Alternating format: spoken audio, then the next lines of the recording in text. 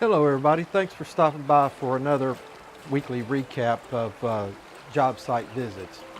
If you like these videos, give me a thumbs up to encourage me to do this, and also subscribe to my channel where you'll find other videos related to safety and leadership training.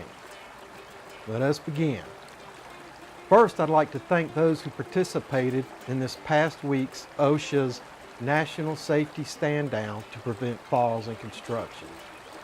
When you had your safety meeting this week with the documentation and the sign-in sheet, we took that information and tabulated it to get the totals and then sent that information along to OSHA.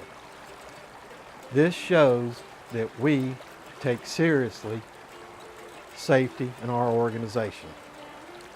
As I mentioned previously, we find ourselves in a very busy time.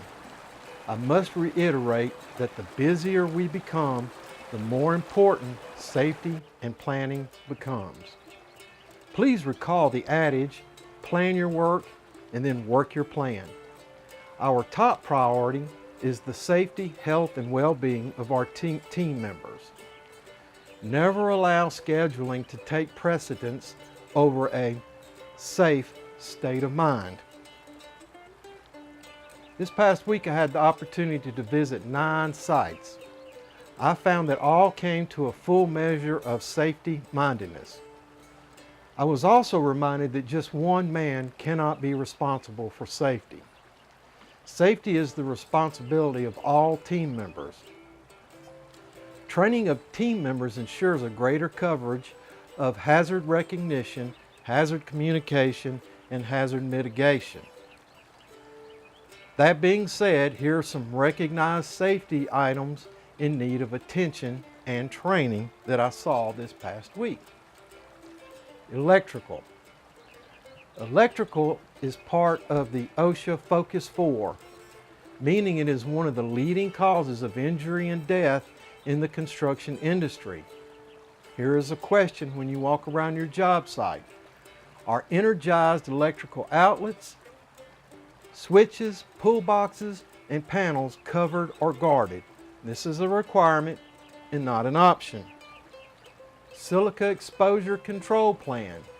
If there is a potential for respirable silica dust exposure, then there must be a silica exposure control plan in place. Not only must the plan be in place, it must be adhered to. Equipment inspections. A documented equipment inspection is to be conducted prior to operations. Toolbox safety meetings. Establish a regular weekly meeting time for toolbox talk for all job personnel and contractors subcontracted on your job to perform work on the site. Keep a written record of topics covered and have attendees sign the attendance sheet. Operation of equipment near a leading edge. If you have a leading edge and you have a piece of equipment, make sure that piece of equipment stays parallel to the guardrails that are installed on that leading edge. It should not run perpendicular. So they could put their foot on the gas instead of the brake and plow right through it. Make sure that they run parallel to that guardrail. Final thoughts. A questioning attitude. It's okay to have a questioning attitude. A good leader understands questioning is about the learning. Questioning with the proper attitude communicates vital information and understanding between two or more parties. A word of warning. Be careful with tone and phraseology. People with authority issues and or low self-esteem can take a defensive attitude toward someone asking questions.